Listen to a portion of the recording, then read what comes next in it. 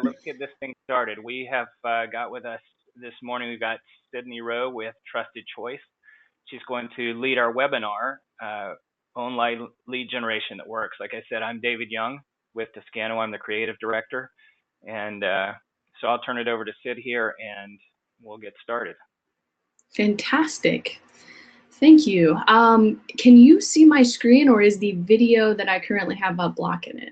Go like this. There we go. I can see your screen. Perfection. Well, thank you guys for having me on today. I'm really excited to share this strategy with you guys. It is one that we've tested in-house, so I'm sharing with you, a strategy that is unique to TrustedChoice.com.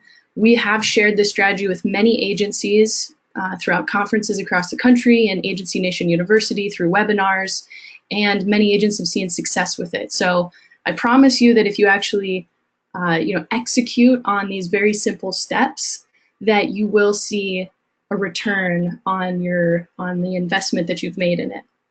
So kicking it off here, a lot of when I talk to agencies across the country, I hear three big concerns about search engine optimization, or really digital marketing. The first one is my agency isn't big enough, to compete online with Geico, Progressive, State Farm, who have a department with a whole team of people that's just focused on and specialized in digital marketing, where I'm an agency owner that already wears 20 different hats. I remember my dad, he's an agency owner in Florida, and he would get up every day at 6 a.m., have his oatmeal, be off to work, come back at 6 p.m., have dinner with us, and after we went to bed, he would try and finish up emails and get as much work as he could done. So I know that life, and it's definitely it can be a hustle sometimes. So how do I compete though online when I don't have those resources? I don't have the budget. Last year, Geico spent $6 billion on advertising. That's why you see them everywhere. Now, granted, not all of that budget was allocated towards search engine optimization, but we say 5% of $6 billion is still a pretty big number. I don't have that kind of budget. And I don't have the time. Again, like we talked about before, right? Where are those resources going to come from? Where's the manpower going to come from? Where's the time going to come from? Now, the strategy that I'm going to show you today is 110% the opposite of all of those concerns. It's meant for small businesses. It's not crazy expensive, and it doesn't take a lot of time. It's essentially wrapped up in one emoji, the bacon emoji. So before we get into the tactics of how to actually execute on this strategy, I want to share with you guys a little bit of history, how local search engine optimization and search engine optimization came to be, because when you understand that foundation, implementing the principles is a little bit easier, and also you can be a little more creative with how you implement them when you understand the basics. So going back to the very, very, very beginning, this is the actual computer that created Google. And when Google was first created, it was a library of information. Right? Essentially, they just wanted to be able to provide a consumer, any person in the world who was looking for something, who had a problem, with the best answer and the best solution. That was their number one goal. And there were a lot of different search engine optimization search engines at the time who were trying to do that. And they were all trying to compete with each other based off of the algorithm that matched answer to problem. So whoever could do that the most efficiently and most successfully would eventually win out. And we obviously today, Google's that search engine. So looking back, this is what Google looked like. And at the time, they had a lot of data about what people were searching, right? Because they were cataloging all these questions and all these keywords and phrases. And what they realized was, and this again is like, we're talking 8 years ago, 42% of the people who were typing questions and phrases into Google would include a geographical term. So for example, if I was looking for, a hair salon, right? I would say a hair salon in Minneapolis, Minnesota, or a hair salon near me, or a hair salon in my city, right? Whatever the geographical term that was attached to it would be, they saw that about 42% of people were doing that. Now, at the same time that they were creating this huge library of information and they were trying to tweak their algorithm to make it the best, they had another team of people called Google Maps. And Google Maps was working on essentially cataloging every single business, large and small, every single, the Eiffel Tower is kind of a business, right? Any landmark that existed, they wanted to catalog it in their system so that people could navigate to it, right? And so what they realized was, wow, so we have this amazing catalog of geographical information, and we realized that about half of the people who are on our search engine are actually looking for, are looking for places, are looking for businesses. So what if we just merge these two things? So this was actually Google Maps when it was when it was first created. You guys can tell there's a huge difference between the two.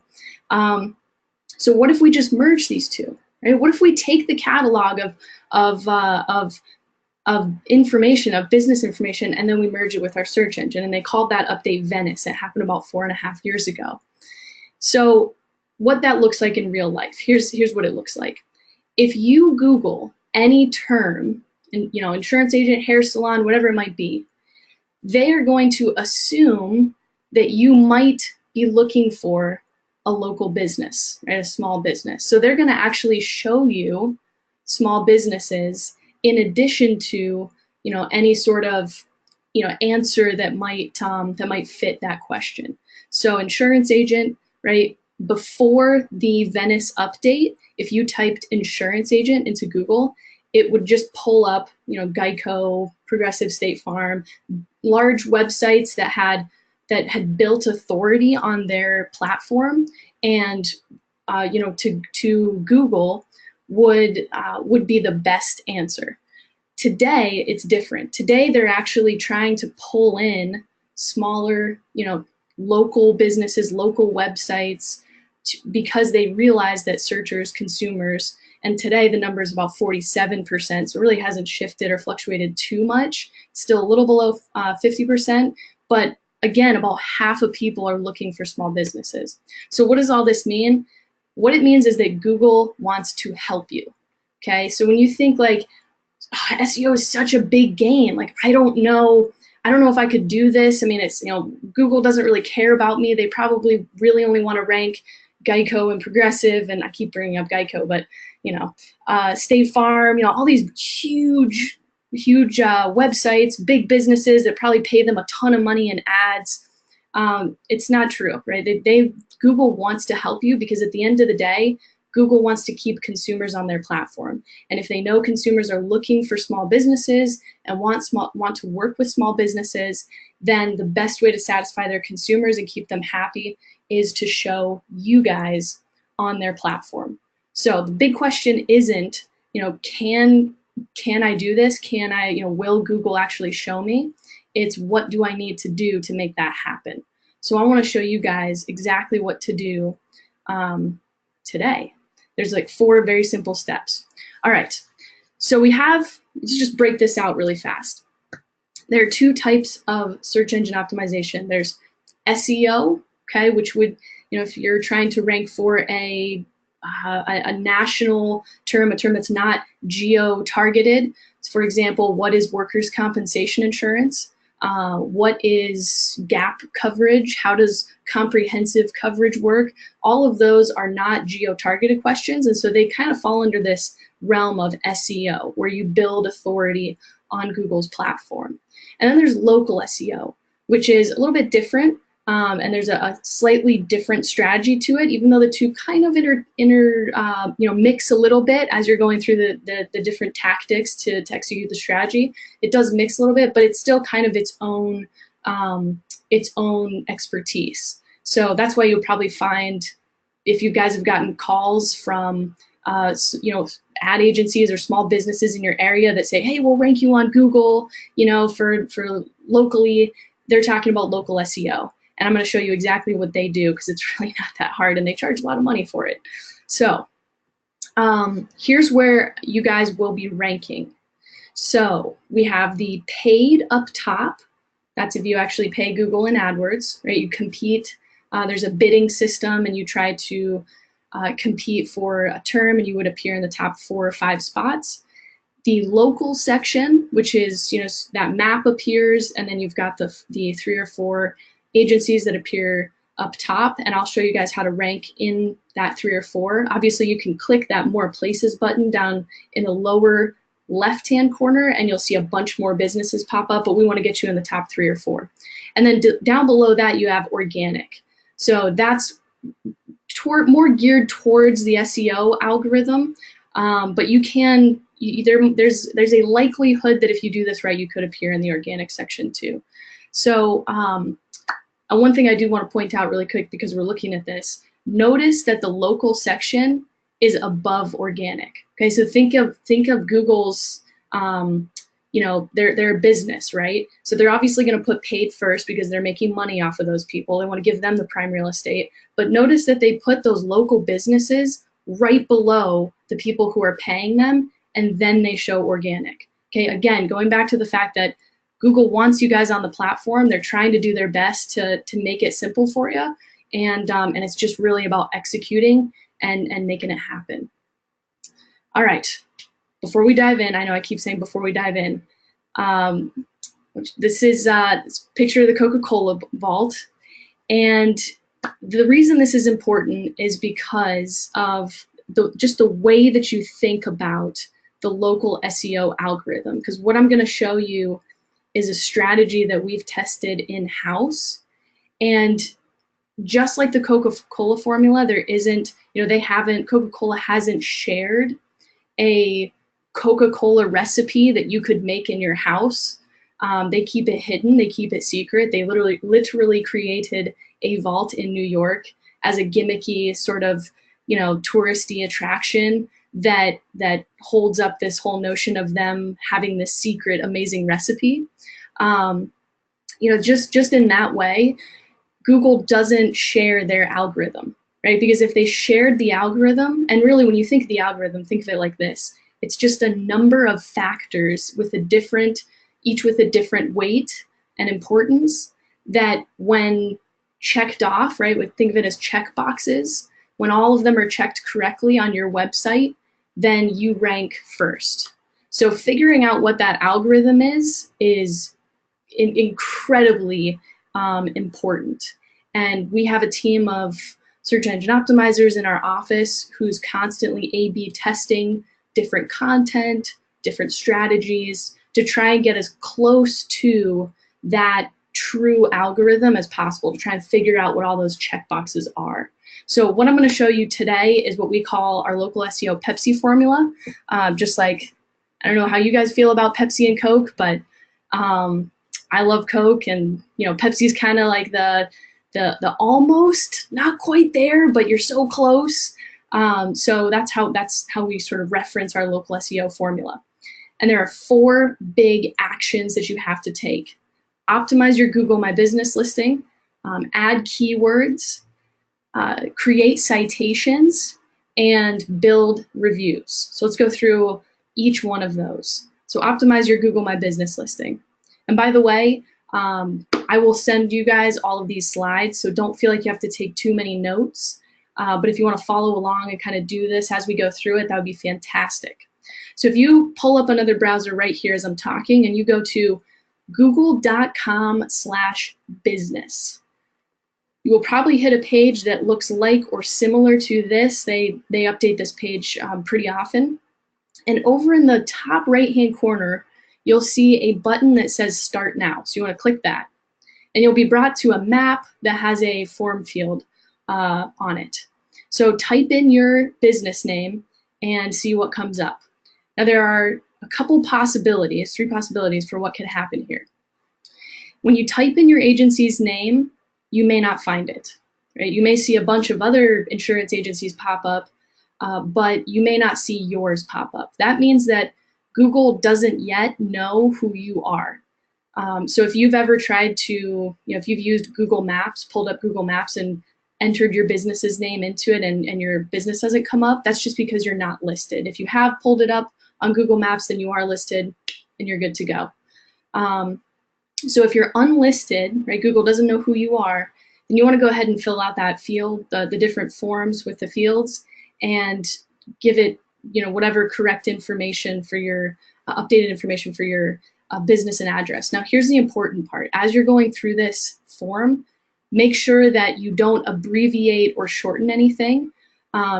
So for example, if my dad's agency is Rowe Insurance Agency, comma, Inc., period, then that is the exact name that I would put when I list my business in Google Maps, okay? That's where I would put it. If you start to put Rowe Insurance and then no agency, comma, Inc., I know this sounds incredibly almost too granular to be serious, right? It just sounds so nitpicky, but these are the types of things that when you hire a local SEO firm, they're going to look at, because essentially if you've got your business listed on different pieces of real estate, whether it's Google Maps, Google My Business, different citations, and every time you list it, it's a little bit different, Google starts to doubt your legitimacy. So when you make sure that everything is consistent, then you're proving to Google, I'm a real business, I'm legitimate, I'm consistent across different pieces of real estate. So that's just one little thing to keep in mind. So go ahead and, if you're, again, that's an unlisted example. If you've typed in your name and you see yourself appear, perfect. Then you don't have to go through any of the steps that I just mentioned. So moving on to the second step, now we've just told Google, hey, we're a business that exists. Rowe Insurance Agency is a legitimate insurance agency. The next step is to tell Google, I, Sydney Rowe, own this business. So that's when you claim the business as your own.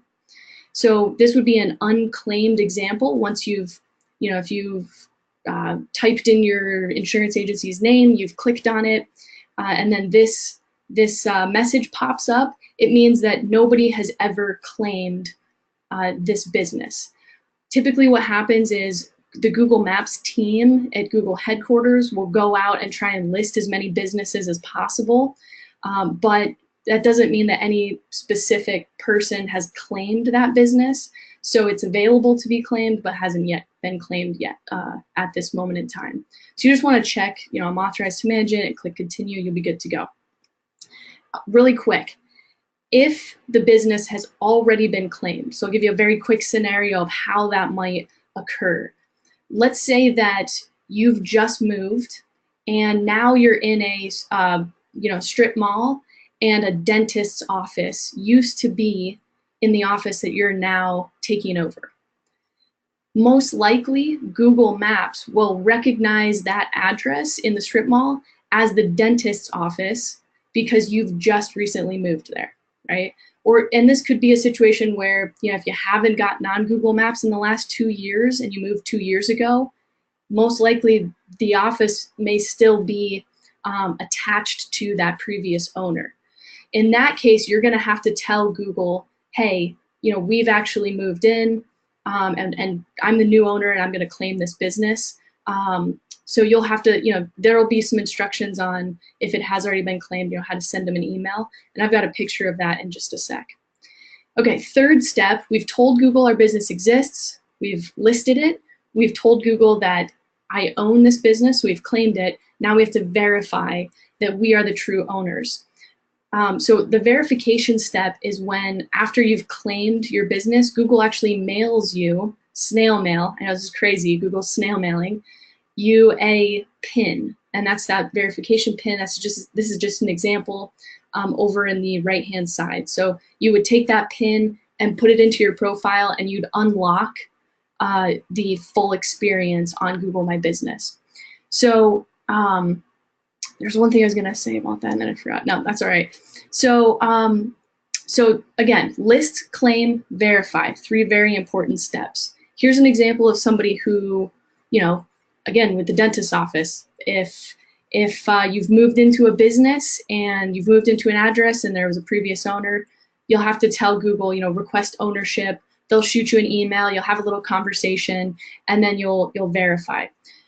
One thing I was going to say about verification, the reason that step is so important is because Google is trying to prevent businesses from claiming a bunch of locations to get more SEO juice. So that's actually a protective measure for you, even though it seems a little bit more, it's kind of a little bit more work on your part, and there's a lag time to getting that full experience on Google My Business, but it is a protective measure. So that's why they've got that in place. One thing to keep in mind, if you've already done this and then you log back in and you get that already claimed message, which we have had members of our team kind of log in and get that message, and you know that you've already claimed the business. So you're thinking, wait a second, I listed it, I claimed it, and now it's telling me that it's been claimed by someone else. How does that make sense? Make sure that whatever Gmail, this is very important, make sure whatever Gmail you are listing, claiming, and verifying your business with is your business Gmail. And when you log back in the second time, that you're still logged in with that Gmail, because it's all attached. Remember, you're in the Google world, so it's all attached to whatever Gmail you initially set it up with. Sometimes people get mixed up with that step. As you can see, I've got my personal email up top, and then down below, that's our business Gmail. So if I tried to log into my Google My Business account with my personal Gmail, I would hit some roadblocks. So just one thing to keep in mind. Okay, so now we're inside the Google My Business profile. We've listed it, we've claimed it, we've verified it. What do we need to do when we're inside? I'll tell you right now, the agencies and small businesses who spend the most time completely updating their profile, getting it from 0 to 100% filled out, see the biggest benefit, the biggest return on Google Local. So take the time to fill this out, because it does, it tells Google that you care, again, that you're a legitimate business, that you're serious about it. So take the time to do that. As you can see, actually, up top here, this is says changes to your business information require verification. We actually moved a couple months ago, and when we took this screenshot, Google's asking for verification that we moved. So we go through the same thing at trustedchoice.com. All right, again, going back to the consistency factor. So in the local SEO world, there's a term that's thrown around a lot, and it's NAP, N-A-P. That stands for name, address, and phone number. Those three pieces of information have to be consistent across every piece of real estate. When we talk about building authority and you put the NAP on your different pages, your different content, it's got to be consistent. When you put it in, when you're linking out, it's got to be consistent. When you're building citations, it's got to be consistent. So whatever name you choose for your Google My Business profile, let that be the foundation and build out from there. All right. Another really, really big thing is photos. A lot of people don't spend the time to take photos. There's an agency about 15 minutes from my house who just recently had a Google 360 virtual tour created for his business. And it's really cool. And it was only like, I think he spent $250 for this guy to come in for the day. It was all hands off. The videographer came in, took all the video and then placed it online, did it all for him. And when he saw that, when that video went live, about 2 weeks afterwards, he bumped up a ranking and went from spot 3 to spot 2. So, that's a little bit more advanced than just placing a photo. But again, just going back to that fact that if we can get your profile filled out as completely as possible, then you're going to see more success on the other side. One thing I always recommend as people are uploading photos, and this is just something that we experimented with at trustedchoice.com, is to include the keyword or phrase that you want to rank for in the file name of your photo. So the reason this is important, when Google sees a photo, they don't see the pictures, right? The visuals. So they don't see a yoga mat, right, with yoga instructors. They don't see a slide. They don't see a woman looking like, super intense, right? They don't see any of that. What they see is code, right? So they actually, as their bots are coming down the page and sucking all that information in to send it to their the algorithm, they're reading the file name. So if you add the keyword or phrase that you want to rank for inside that file name, you're kind of giving your profile an extra boost. So, the first question is, what keyword do you want to rank for?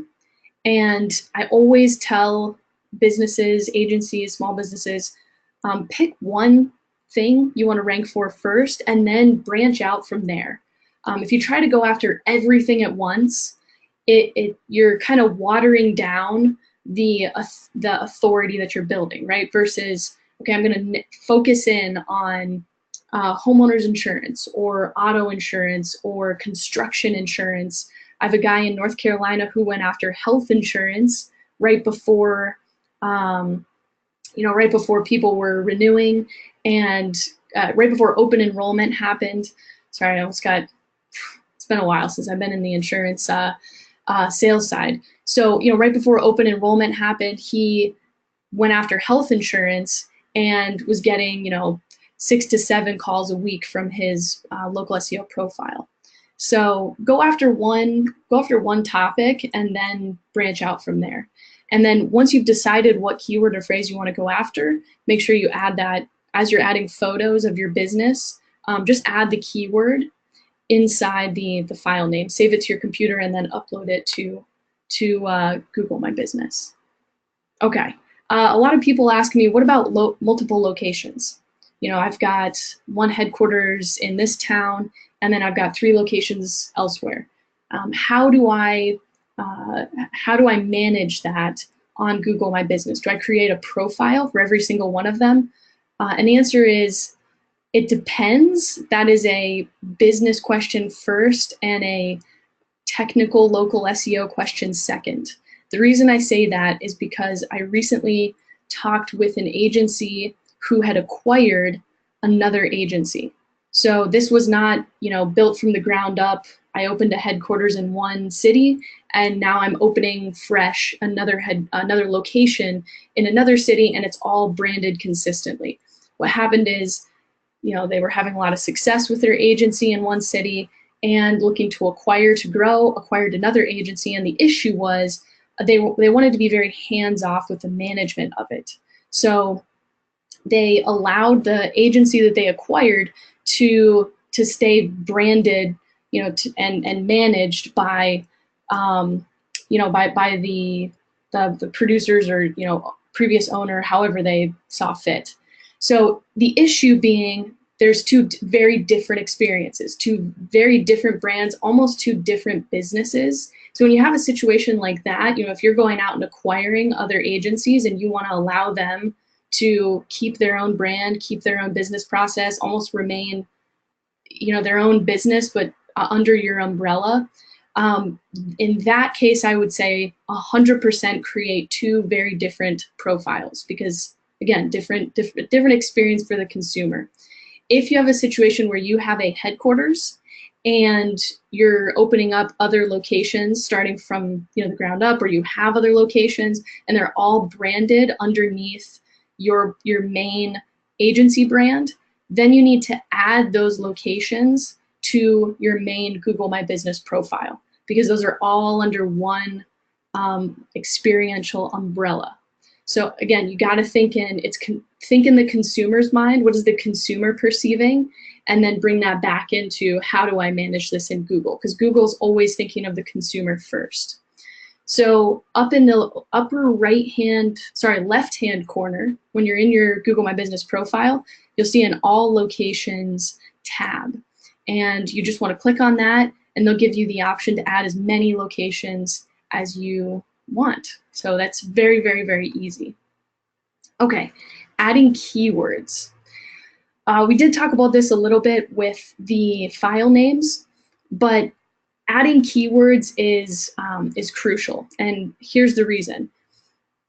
The way Google works, they send out these little bots to your website, and the bots will start at the top of each page. So they'll come to, let's say, for example, rowinsuranceragency.com.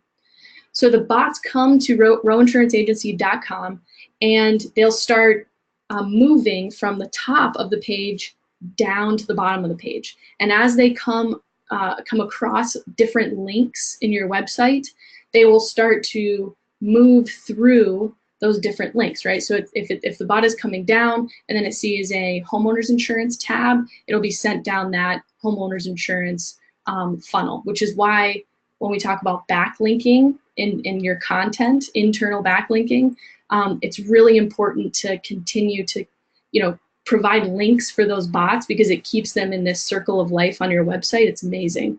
But the reason I say this is because when you add keywords, you always want to try and add them at the top of your page, so that when the bot is coming down it, right, it's going to actually see the keyword. Oftentimes, the bot will come down the page, it'll get sent down 3 links, and it takes a while before it gets down the rest of the main page, and then it deprioritizes that information because it's taken so long to get there.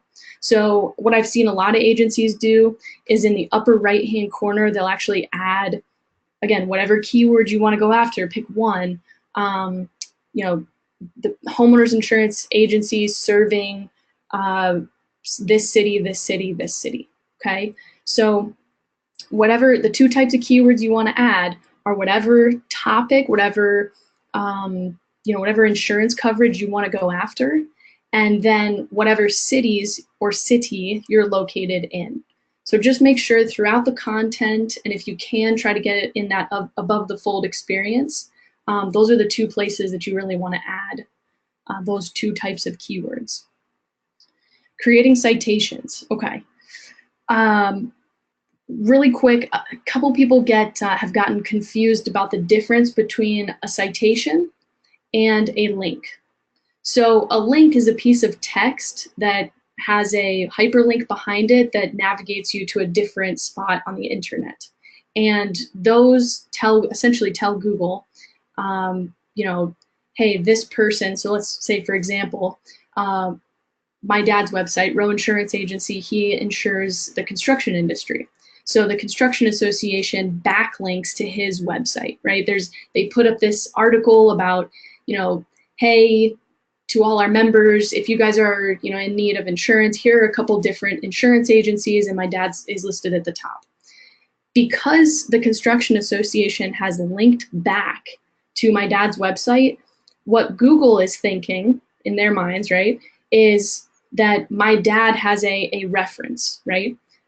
He's got some social proofing. There are people in his community that approve of his work to the degree that they're willing to reference him on their website.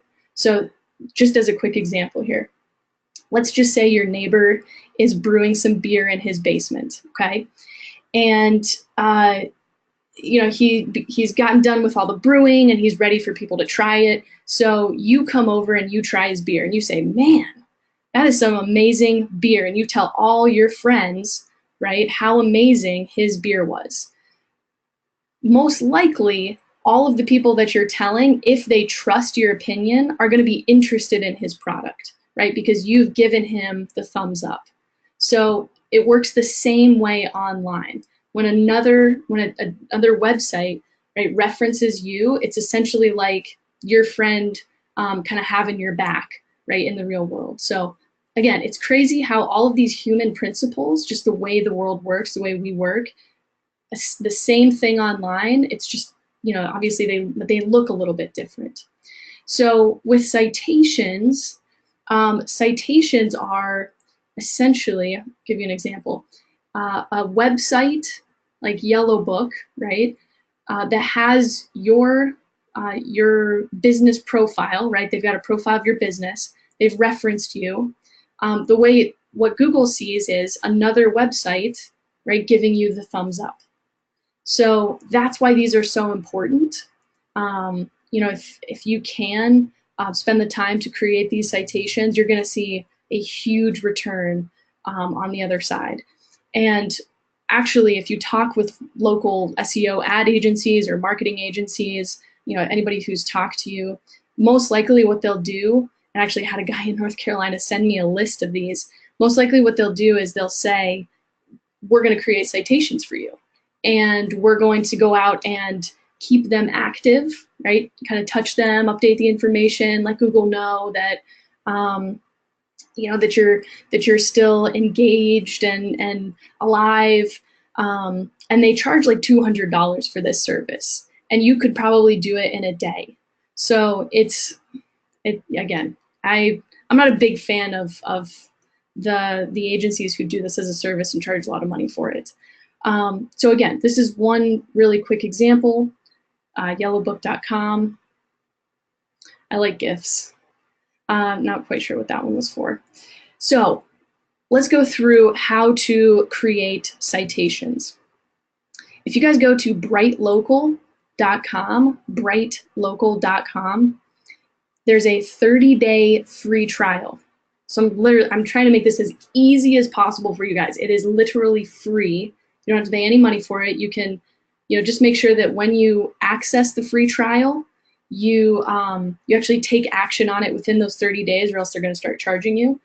Once you get this part done, you can just cancel the free trial, and then they won't charge you any money, and you'll be good to go. So it'd be completely free. So you go to brightlocal.com. They're a website that a citation tracker that many agencies use. We use them, and this is their back end. So essentially, you'll create a profile. Tell them about your business, give them your NAP, your name, address, and phone number. That's what you see here, right? Name, zip, phone number, and the address down below. And they will go out and scrape the web and figure out where you have citations and what is wrong with those citations. So they do all of the work for you. It's so easy. So you go and create a profile, and you're shown this dashboard, this back end. So as you can see, Project CAP here underneath the name, right? This is what TrustedChoice.com was called about 3 years ago. And we actually changed our name officially to TrustedChoice.com. Now, when we did that, we had a citation issue because on Yelp, right, we were called Project CAP. And then on Google Local, we were called TrustedChoice.com. So, and we had a different address. So that's incredibly confusing for Google, right? Are you TrustedChoice.com or are you Project CAP? Are you at this address or are you at that address? What's going on? How does all this work? So what Bright Local does is they'll show you this little triangle right here, and that's a warning sign. So to go into Yelp, and obviously they've highlighted it. They've highlighted what potential issues could be. All you have to do is go into Yelp. You know exactly where to go, log in, change that information, and you're good to go. It takes 5 minutes. Again, down here, see the little, there's a NAP issue. We can see the address is incorrect. We can see there's a misspelling here. So they'll tell you exactly what you need to do. Now, the big question is, how many citations do you have to build? Because there are an almost endless amount of services like Yellowbook, Yelp, Facebook is a citation, right? They give you the ability to create a profile and get that social proofing juice or social proofing boost for your local SEO strategy. How many do you have to go out and create? When I ran TrustedChoice.com in Bright Local, there was a potential of 91 citations. That's a lot of time. And to be completely honest, I don't have the time to go out and either fix issues on 91 citations or create 91 different citations. So my next question is, how do I, what is the most efficient way to deal with this? Okay, so let's think back to how if you guys remember that Google, the Google real estate that we pulled up, where you had the paid ads up top, then you had the local down below, and then you had organic, right? What do we remember about that photo? What we remember is that there are 3 prime spots in the Google local bucket, right? And our goal was to be one of those 3 agencies that appears in that prime real estate. So the next question would be, okay, well, if all I really need to do is beat the agencies that are in those spots, then I just need to figure out how many citations they've created, and I'll create a few more. Okay, does that make sense? So you're not gonna, yes, you could go out and create 91 citations and I would buy you a beer, that would be amazing. And be an incredible preventative measure in case anyone else came down the road, like any other competitor, right? But we don't have that time. So the question is, how do I create the most, how do I get the most bang for my buck with the least amount of work, okay? So as you go into, when you go into Bright Local, right, we've clicked on this, here's the potential citations, right, the 91 potential citations. What they will do, and unfortunately, this doesn't show it as well, but when you guys go create your profile, you'll see this. What they will do is show you where your competitors, where the top ranking small businesses have citations and how many they've built. So the reason I can't show you with trustedchoice.com is because there's not really another business like trustedchoice.com. So the keywords we rank for are kind of odd. If you are trying to rank for homeowners insurance, most likely there's 15 to 20 other agencies around you that are going to try and rank for that same keyword. So so what you'll see is A, right, this box here, you'll see this little pin and you'll see A. That's you. Over to the right, what you'll see is B, C, and D.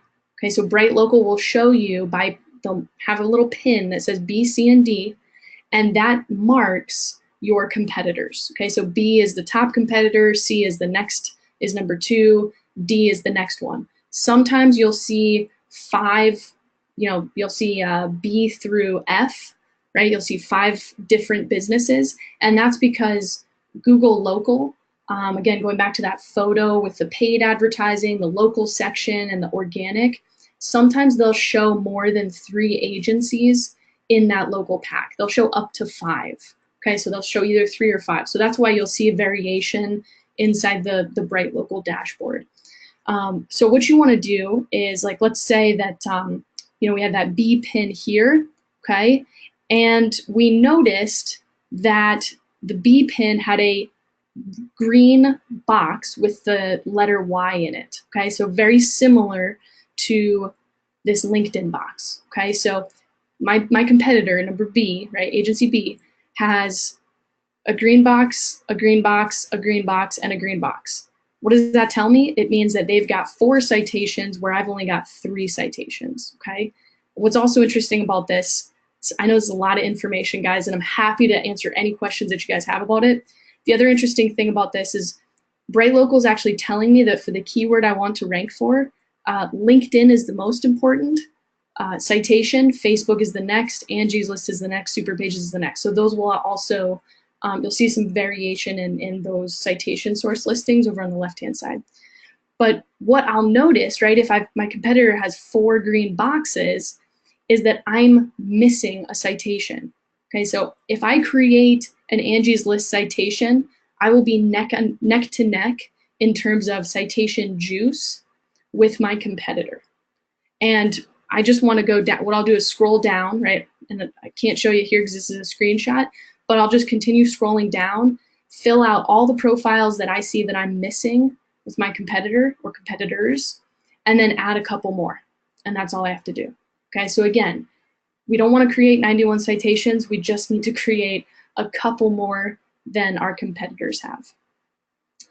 If you guys want to take this a little bit more seriously, the idea of citation building, because that's really the core of Google Local, any local SEO strategy. You've got to have a really great citation foundation.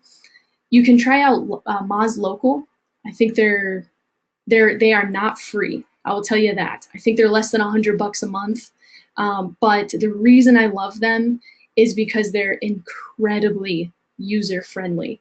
So they simplify everything down. You know, like you have to pay for it, and it's a little bit more expensive than Bright Local, but everything just makes more sense. They've really taken the time to unpack a lot of the complexity with SEO. If you want to stick with Bright Local, they're a great tool. They're just not quite as user-friendly, but they are a little cheaper. So, but again, really, if you want to just kind of get a baseline, do the 30-day free trial, do what we just talked about. It'll take you a day, maybe 2, and you'll be good to go. Okay, get reviews. I will share with you one review strategy visually, and then I'm going to tell you about another review generation strategy that an agent actually shared with me a couple weeks ago, and it's pretty dang smart. So, and he was very willing to share it openly. So, okay, so getting reviews. The reason getting reviews is so important is it because, again, this is social proofing, right? Consumers saying, not other websites, right? That's a little bit different, but consumers saying, this is a great business to work with. We would recommend you, okay? And again, what is Google thinking? They're thinking, we need to keep consumers on our platform. It's the only way we make money. So we need to show the best solution, the best answer, the best businesses. And those businesses who fit that mold are the ones that our consumers love. So again, gotta get those reviews. One review generation strategy is to include a review ask in your email signature. So if you guys know Ryan Hanley, his wife's agency, actually his father-in-law's agency, does this. And they currently have, let's see, 50 Google reviews, and this photo was taken a couple weeks ago, so they may have more than that. Here's the catch. It didn't happen overnight, okay? So you can't expect, obviously, to put a review ask in your email signature and then immediately get 50 reviews. This is an organic strategy, right, that takes time. They've done this for almost 2 years now, and they're up to 50 reviews. A couple things I want to point out in their ask specifically that make it so impactful, that make it so powerful, are A, they set the consumer's expectation for how much time they're going to take, right?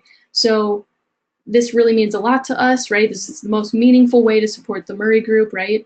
Tell them how much it impacts you and your business. Tell them how much of their time it's going to take. It takes less than 2 minutes, right? So it's very, very easy for you. Click here for an easy step-by-step guide to creating a testimonial. We appreciate your support. So that text links to this page, which is a walkthrough of how to actually leave the review. And it's fantastic. If you guys go to murraygrp.com and then go to and again, I'll send you this deck. Just copy and paste this page. It's amazing. And you can, create the page on your website, and it's a fantastic way to just simplify it for people, right? It just makes it a little easier for them. And again, they've got 50 Google reviews. So the other strategy I want to tell you about, which is a little bit more creative and a little bit more work as well. This is sort of a set it and forget it review generation strategy, but it does take a little bit more time. A strategy that an agency a couple weeks ago near me, about 20 minutes away from me, shared was this. So right after he sells a policy, right, to a new client, obviously his service team or producer is on the phone with that person. And during that period of time, the new client is experiencing an emotional high. Right? When we buy something, when you click purchase on Amazon and you see, oh my gosh, it's going to be here in 2 days, you're experiencing an emotional high. You're incredibly happy. And it's a vulnerable time to reach out and ask for a favor, right? So if you've ever bought something from Amazon, you'll often get an email right afterwards that says, hey, how was your experience, right? So what they're trying to do is key in on that emotional high. And so you're doing the same thing when you're on the phone with a new client and they've just bought something from you. You've just given them this amazing experience, and then you say, hey, you know what would really mean a lot to us, and it really doesn't take that much time, is for you to just leave us a really quick review on Google. Right? Make sure you specify the platform that you want them to leave the review on. Now, typically what happens is, right, this person who's experiencing this emotional high says, oh, of course I'll leave you a review, right? The best of intentions. And then you both hang up the phone and they go grab their glass of wine and they make their chicken marsala and they completely forget to leave you a Google review. So what this agent does is a week later, the new client, because he's got an onboarding campaign, the new client will get a handwritten note that says, hey, welcome to the family. We're so excited to have you as a part of this insurance agency. If there's anything we can do for you, let us know. By the way, thank you so much for leaving us a Google review. It meant the world to us. And here's a $5 Starbucks gift card as, us telling you how much we appreciate all the love. And they've got, actually what I'll do here, I will pull up this agency for you so you can see how many Google reviews he's gotten. It is pretty crazy.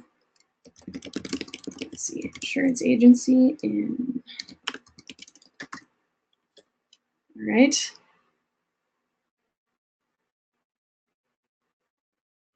Oops. All right. Oh, geez Louise. He's got to get on his local SEO strategy, though, I'll tell you that. Oh, boy. All right, here we go. Pinnacle Insurance Agency of Minnesota. He has 175 5-star reviews, a couple 4 stars, no 3 stars, no 2 stars, no 1 star. So he is doing incredibly well on his Google review strategy. So, but that is essentially how he does it. And really what he's doing is it's an assumed close, right? You're asking for something during an emotional high. They're more than willing to give it to you.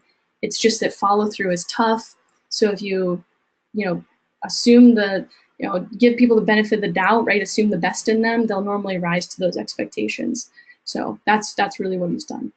The last piece of this, and really this is a bigger piece of the puzzle than what we can cover today, is building authority.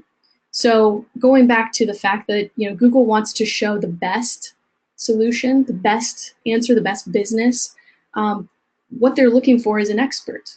Right? They want to make sure that you know what you're talking about. So the more content that you can put on your website showing that you're an expert in that specific topic, not in insurance in general, right, but in homeowners insurance, in construction insurance, what you're doing is building expertise and showing Google, I know what I'm talking about. And if you show me as a solution to this question, it will, the consumers who come to your platform will be happy. Okay? So this is an agency who's actually inside Agency Nation University, which is our digital marketing educational platform. And he's in New York, and he specializes in construction insurance. So he wrote 2 pieces of content, one ranking for the keyword best New York construction insurance, and you can see it ranks #1 on Google in organic search, and one that ranks for cheap New York construction insurance, and it ranks #2. So again, this isn't specifically part of the local SEO strategy. This is more an SEO strategy, kind of those 2 different algorithms that we talked about beforehand. But the more that you can build that SEO juice, the more it will affect your local SEO strategy. So you don't have to do this. I think you guys will find yourselves ranking on Google just fine in the local SEO pack, doing the 4 things we talked about before. But to take it to the next level is to start doing things like this. So, and we actually, and I'm happy to do another webinar if you guys are interested in it, and David's up for it, on SEO. And if you guys want the SEO strategy, you can also just sign up for Agency Nation University, because we've got a whole workshop in there. So here's another agency in Pennsylvania ranking on number 2. Again, these guys, they execute it. It's really not too hard. So those 4 things: optimize your Google My Business listing, add some keywords, create those citations, and get some reviews. With that, I would love, if David is up for it, and you guys are up for it, to take any questions that you have. I unfortunately cannot see the questions.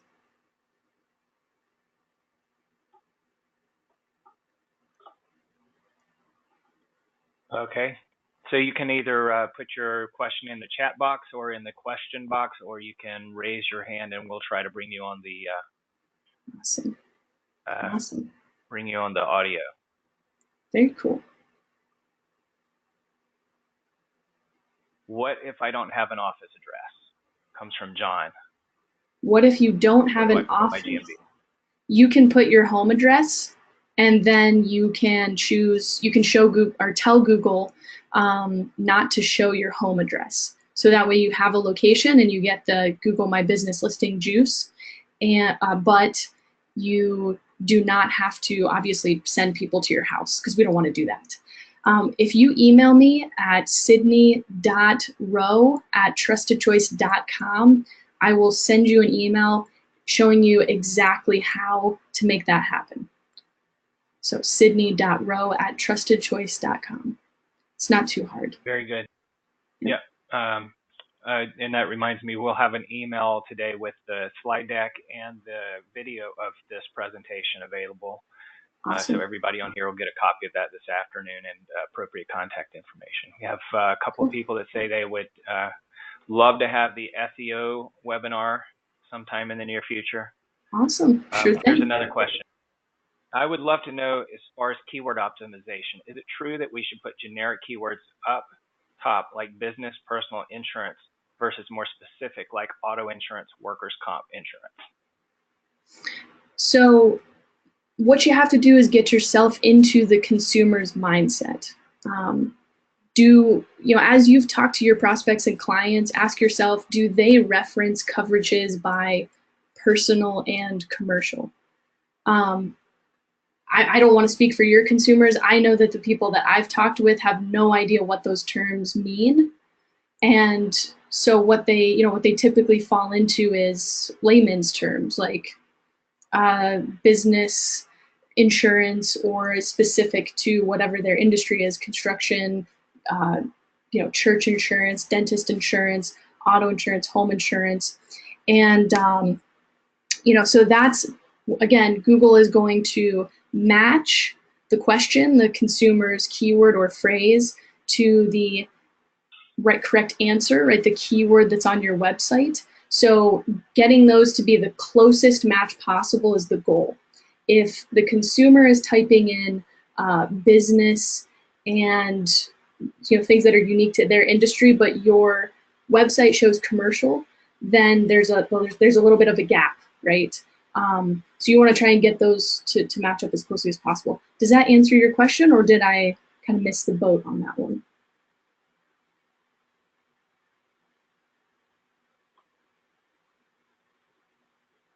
Okay, I'll let you know if something comes back on that. Okay. So yeah. we have a thanks here.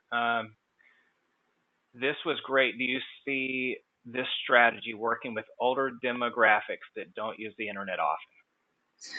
Well, I mean, they've got to be on the internet to see the profile. I will tell you that I don't know if you guys are familiar with HubSpot. They are a digital marketing consultative firm / ad agency, and we have used their services in the past. They're a very well-known business. They put out studies on different industries, research that they've done in different industries on shopping behavior, right? Consumer online behavior. And what they found specific to the insurance industry is that about 80% of insurance consumers start their buying journey on Google. So yeah, I mean, if there's a 20% chance that your person may not be on the internet, and in that case, they would not see the local SEO profile. But in most cases, people are using the internet in some way, shape, or form to educate themselves and empower themselves to finding the right solution. You know, my grandma got a Facebook profile 2 years ago, and first of all, she doesn't know how to turn caps lock off, which makes my profile really interesting, which is hilarious. She's adorable. But she also buys things off Facebook ads. And she actually sent me a picture frame off of a Facebook ad. Now, my grandma's like 85 years old. I don't know how she's doing this. It just blows my mind. But yeah, I mean, 100%. I think there are, I don't want to speak for a generation, but I wouldn't discount their ability to use the internet and empower themselves. Another really quick example, there's an agency out in Arizona, and he has the option for consumers who come onto his website to request a quote by email or by text. He had a conversation with a lady who is 67 years old. I actually wrote an article on this. You go look it up on Agency Nation. She's like 67 years old, and she was texting him about getting an insurance quote for her home, and now she's a client of his. So yeah, I mean, I would not in any way, shape, or form discount anyone's ability to use technology and tools. And really, it doesn't take a lot of time to do this kind of thing and rank well. So why not, you know? Okay, so we did get thumbs up. Perfect answer on the last question, the previous question, and we have a couple more if we got time for those. Okay, so, yeah, go for it. Can you give us a bit more info on how to leave a Google review? Yes. So actually, David is going to send out this this deck, and if you go to the slide that has the Murray Group's, review walkthrough, Google review walkthrough, just copy and paste that. It's the best, most simple answer that I've seen. And it'll walk you through how to do it as well. It's really not too complicated. So. Okay, so thanks for that. We got a few more thanks for the webinar today. Looking forward to the SEO. One last question. Any suggestions on how to find a reputable local SEO firm? Everyone wants to tell you they will get you on the first page. Yeah, that's a tough question. How to find a reputable, I haven't found, I wouldn't say that that the local SEO agencies that I've come across are not reputable.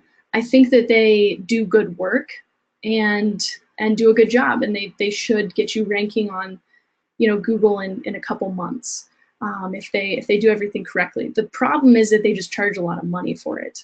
So I think the question for you is, yes, there are definitely some companies out there that are not, are not doing the things they are doing things the way they shouldn't do them, and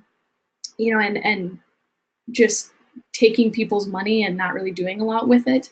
But more what I see is good agencies that just charge a premium because they have knowledge that a lot of people don't have access to or just aren't willing to educate themselves on. Things that I would look for are, and again, I don't mean to, I definitely didn't mean to discount any ad agencies or marketing firms. I'm sure there's some great ones in your area. I just really believe that all of you guys can do this on your own for cheaper and in less time. That's all. That's the only thing that I was saying. In terms of looking for a reputable agency, what you need to look for is, are they asking you what you want to rank for? Because for them to just say, we'll rank you on Google, right? Well, what does that mean? You should have control over what they're ranking you for, or else maybe they send you a screenshot of you ranking on Google page 1, but they don't show you what keyword you're ranking for. And you're ranking for some bizarre keyword like how to pet your dog, right? Or something crazy, right? So make sure you have control and there's transparency in what you're actually ranking for. And then ask, are they sending you the citations that they're building? Right? Do you have access? Do you get a list every month? of the work that they're doing, and do they have a seamless review strategy that they can help you with, right? So what's the actual work that they're doing every single day, every week, every month with your money, right? Those are the things that I would ask. So, and I'm going to grab a charger really fast. So keep on with these questions. I love them. Okay. Yeah, we got one more that just came in. I want to follow up on this previous question though. Is there a educational resource, a video, or someone who's teaching these things where people can learn to do this SEO on their own? Are there resources and educational videos on this? Is there a book or a video or something where they can learn this on their own? Yeah, so there is a book called The Art of SEO. I will get you, I'm trying to think about how, I think it's in the office. It's a big book. It's about 300 pages. It's what all of anybody who comes into trustedchoice.com as a search engine optimizer, or touches any of the programs, whether they're just a marketer and they're touching any of the programs, it's kind of required reading for our team. And it's a fantastic book explaining the basic principles and helping you. The thing is, when you understand how it works, how the game works, what all these principles are and some of the history of it, you don't need a step-by-step guide. You just innately understand it, and then you can get more creative with it. So what that book does is really helps boil down simplify some of the complexity behind it, the mystery behind it, and gives you the ability to take action sort of outside of this square box, right? We try things every single day with our local SEO strategy. We're A/B testing and trying different things to see what works and what doesn't, how we can tweak things. And that's how we figured out the efficiency with the citation building. We figured out the file names, all that kind of stuff. And there's things that we've tried that are no longer relevant.